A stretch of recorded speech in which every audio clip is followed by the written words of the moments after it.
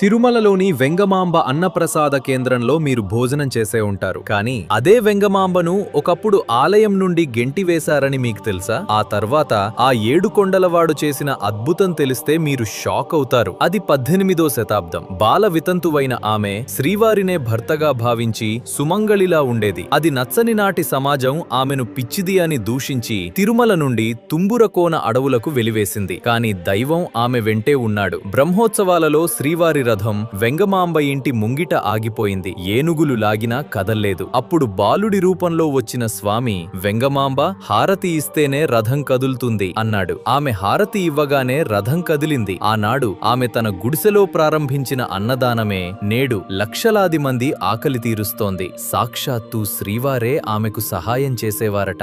నేటికి రాత్రి ఏకాంత సేవలో వెంగమాంబ ఇచ్చే ముత్యాల హారతి లేనిదే ఆలయ తలుపులు మూయరు. లోకం కాదన్న